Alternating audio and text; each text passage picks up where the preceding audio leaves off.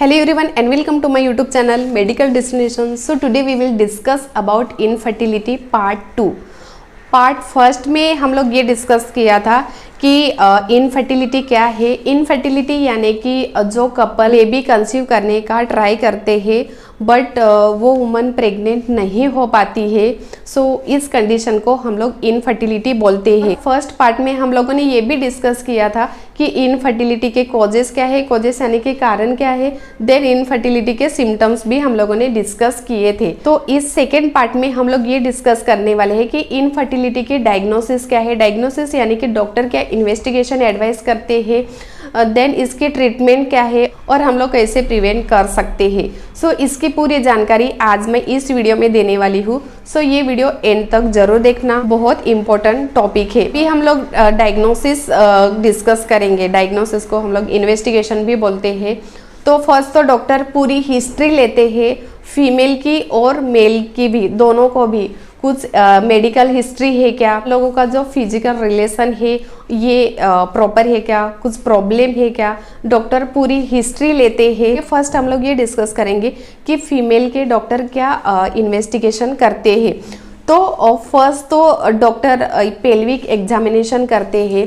Pelvic examination में जो uterus है, सर्विक्स है, ये पूरा डॉक्टर चेक करते हैं। उसमें कुछ इन्फेक्शन है क्या, इन्फ्लामेशन है क्या, या कुछ भी डिसीज है क्या, कुछ स्कार है क्या, ये डॉक्टर चेक करते हैं। ब्लड टेस्ट करते हैं। ब्लड टेस्ट में क्रोमोसोमल कुछ अबनॉर्मेलिटी है क्या, या हार्मोनल इम्बैलेंस है क्या, हार्मोनल लेवल चेक करते हैं ब्लड टेस्ट में। देन हिस्टेरोस्कोपी करते हैं। एक स्कोप आती है, ट्यूबिंग आती है, और ये वजाइना थ्रू सर्विक्स में पर चेक करते हैं कि इसमें कुछ डिसीज है क्या, कुछ इन्फ्लामेशन है क्या, कुछ सिस्ट है क्या, तो ये डॉक्टर चेक करते हैं। देन ट्रांस वजाइनल अल्ट्रासाउंड भी करते हैं। देन हिस्टेरोसाल्पिंगोग्राम करते हैं, हम लोग HSG भी बोलते हैं।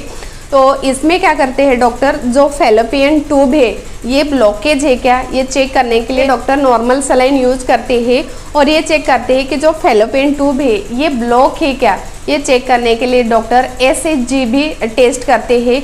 देन एक्सरे ऑफ SHG, इसमें भी डॉक्टर डाई यूज करते हैं, डाई इंजेक्ट करते हैं। डाई इंजेक्ट करने से क्या होता है, जो स्पेसिफिक एरिया है ये स्पेसिफिक एरिया वाइट कलर का होता है, प्रॉपर विजुअलाइज होता है।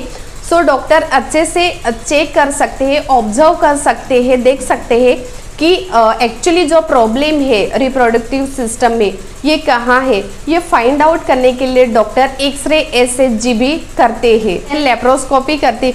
लेप्रोस्कोपी में डॉक्टर क्या करते हैं, फीमेल को जो बिलो अम्बिलिकल है ये बिलो अम्बिलिकल डॉक्टर कट करते हैं स्मॉल स्मॉल, और एक कट से एक ट्यूबिंग रहती है, ओके, स्कोप रहता है और उसको कैमरा रहता है, दूसरे स्कोप को लाइट रहती है, और स्क्रीन पर डॉक्टर अच्छे से देखते हैं कि कुछ एक्स्ट्रा सिस्ट है क्या, या ट्यूबिंग ब्लॉकेज है क्या, ये चेक करने के डॉक्टर लेप्रोस्कोपी भी करते हैं। अगर यूट्रस में, अदरवाइज फेलोपियन ट्यूब में, ओवरी में कुछ भी सिस्ट रहेगी तो वो डॉक्टर वो स्कोप थ्रू बाहर निकलते हैं और एक स्मॉल टिश्यू लैब में सेंड करते हैं, ये चेक करने के लिए कि जो एक्स्ट्रा सिस्ट है, एक्स्ट्रा ब्लॉकेज है, ये कैंसरियस सेल्स है क्या या नॉन कैंसरियस सेल्स है, ये फाइंड आउट करने के लिए डॉक्टर लेप्रोस्कोपी करते हैं। According to investigation report wise doctor वो पेशेंट को ट्रीटमेंट स्टार्ट करता है। ये थे फीमेल के इन्वेस्टिगेशन। अभी मेल के इन्वेस्टिगेशन देखेंगे तो फर्स्ट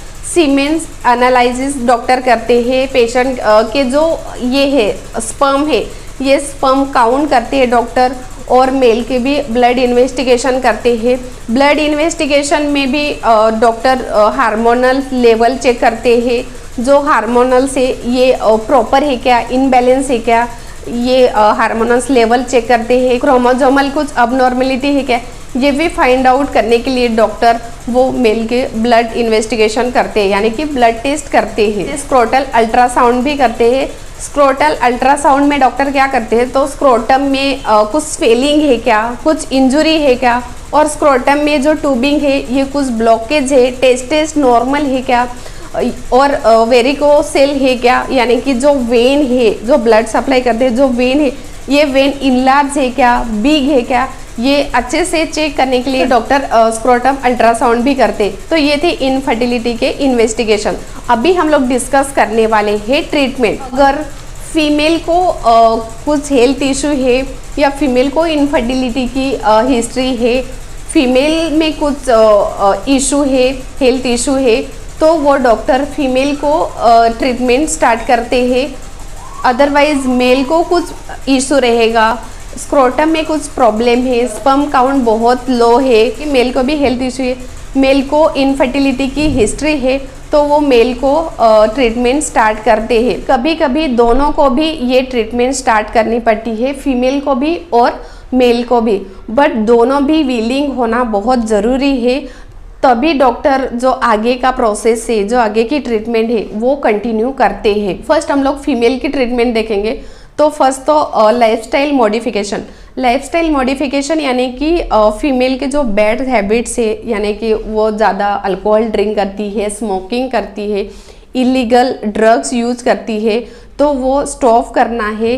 देन वुमन का वेट बहुत ज़्यादा है, ओवर वेट है, अदरवाइज वेट बहुत ही लो है, कम है, तो वो इंक्रीज करने के लिए डॉक्टर बोलते हैं मेडिकेशन स्टार्ट करते। मेडिकेशन जो फीमेल के एग है, ये एग स्टिमुलेट करने के लिए डॉक्टर टैबलेट स्टार्ट करते हैं। ये टैबलेट के वजह से फीमेल के जो एग है ये ज़्यादा प्रोड्यूस हो गए, सो इस वजह से फीमेल को मेडिसिन डॉक्टर स्टार्ट करते हैं। अगर फीमेल की फैलोपियन ट्यूब ब्लॉकेज है उसमें, तो डॉक्टर वो ब्लॉकेज निकालते हैं और फैलोपियन ट्यूब रिपेयर करते हैं। फीमेल के यूट्रस में कुछ सिस्ट रहेगा, फाइब्रोसिस रहेगा, ओवरी में रहेगा, तो वो भी रिमूव करते हैं। सो सर्जरी भी करनी पड़ती है। अभी हम लोग मेल की ट्रीटमेंट देखेंगे। तो मेल को मेडिकेशन स्टार्ट करते हैं। वो मेडिकेशन से मेल के जो स्पर्म है, ये स्पर्म ज़्यादा इंक्रीज होना चाहिए, यानी कि ज़्यादा प्रोड्यूस होना चाहिए। इस वजह से मेल को डॉक्टर ट्रीटमेंट स्टार्ट करते हैं। देन मेल की भी सर्जरी करते हैं। अगर मेल का जो स्क्रोटम है, टेस्टिस है, उसमें कुछ अबनॉर्मेलिटी रहेगी, वेरिकोसेल रहेगा, यानी कि जो वेन है ये इनलार्ज रहेंगे, या स्क्रोटम में कुछ सिस्ट कुछ भी रहेगा, तो वो डॉक्टर रिपेयर करते हैं। ये सर्जरी करने से जो स्पर्म काउंट है, ये स्पर्म काउंट नॉर्मल रहेगा, नॉर्मल लेवल में रहेगा। सो वो वुमन प्रेग्नेंट हो सकती है, यानी कि वो कपल बेबी कंसीव कर सकते हैं। सो इस वजह से डॉक्टर ये सर्जरी करते हैं। फीमेल का भी सेम है। फीमेल को भी डॉक्टर, अगर फीमेल के जो एग है, ओवरी से एग प्रोड्यूस होते, वो बहुत कम रहेंगे, तो फीमेल को डॉक्टर मेडिसिन एडवाइस करते हैं। वो मेडिसिन से वो फीमेल के जो एग है, वो एग ज़्यादा प्रोड्यूस हो गए, वो जल्दी बेबी कंसीव कर सके। तो ये थे ट्रीटमेंट। हम लोग जो कॉमन ट्रीटमेंट है वो डिस्कस करने वाले। कॉमन ट्रीटमेंट यानी कि आईवीएफ। आईवीएफ का फुल फॉर्म है इंट्रा विट्रो फर्टिलाइजेशन। ये लैब में टेस्ट होती है। फीमेल का एग और मेल का स्पर्म वो ट्यूब में रखते हैं, जैसे कि आप लोग पिक्चर में देख रहे हैं, और बाद में जो एम्ब्रॉय तैयार होता है वो फीमेल के यूट्रस में एंटर करते हैं, और वो कंटिन्यू चेकिंग करना पड़ता है। फीमेल को कंटिन्यू हॉस्पिटल में विजिट करनी पड़ती है, क्योंकि जो एम्ब्रॉय है, जो कंसीव किया है, वो प्रॉपर है कि नहीं, हेल्दी है कि नहीं, प्रॉपर ग्रोथ होता है कि नहीं, उसकी ग्रोविंग कैसी है, ये चेक करने के लिए फीमेल को कंटिन्यू ये हॉस्पिटल में जाना पड़ता है। सेकेंड है आईयूआई। आईयूआई यानी कि इंट्रा यूटरिन इंसेमिनेशन। इसमें क्या करते हैं, मेल का जो स्पर्म है, ये स्पर्म एक लॉन्ग ट्यूब रहती है, वो बहुत स्मॉल रहती है। सो ये long tube through sperm direct female के यूट्रस में एंटर करते हैं। सो इस प्रोसीजर को आईयूआई बोलते हैं। आईवीएफ और आईयूआई करने से भी अगर वो मदर बेबी कंसीव नहीं कर सकती है, तो लास्ट ये है कि थर्ड पार्टी से अगर फीमेल के एग इनमैच्योर है या ज़्यादा काउंट नहीं है, तो डॉक्टर डोनर एडवाइस करते हैं एग देने के लिए, डोनर। देन अगर मेल को प्रॉब्लम है, मेल के स्पर्म इनमैच्योर है या बहुत कम है, तो स्पर्म देने के लिए डोनर वो डॉक्टर एडवाइस करते हैं वो कपल को। तो ये थे इनफर्टिलिटी के ट्रीटमेंट। ट्रीटमेंट में भी कॉम्प्लिकेशन आते हैं, क्योंकि क्या होता है फीमेल के एग 4, 5, 6 मीन्स 10 ज़्यादा रहते हैं और मेल के भी स्पर्म ज़्यादा रहते हैं। तो इसमें से बहुत रेयर केसेस से कभी कभी ट्विंस नहीं तो ट्रिपल्स और 3 से भी ज़्यादा बेबी होने का चांसेस रहता है ये IVF करने से। और जो बेबी है अगर ट्रिपल है या 4 है तो वो बेबी को ग्रोथ होने के लिए प्रॉब्लम होता है। ओके, बेबी जल्दी बोर्न हो जाते हैं, प्री मेच्योर डिलीवरी होती है नॉर्मली जो 39-40 वीक से, सो उससे ही पहले बेबी का बर्थ होता है।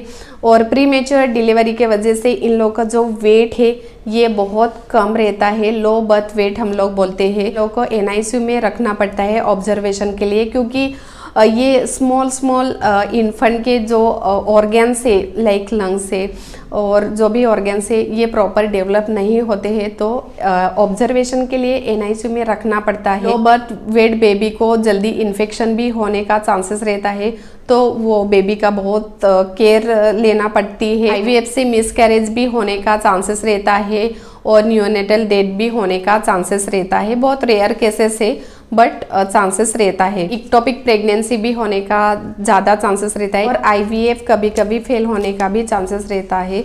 सो ये थे कॉम्प्लिकेशन। और अभी लास्ट हम लोग डिस्कस करने वाले हैं प्रिवेंशन, हम लोग कैसे प्रिवेंट ले सकते हैं। तो फर्स्ट तो ये है कि डाइट लेना है।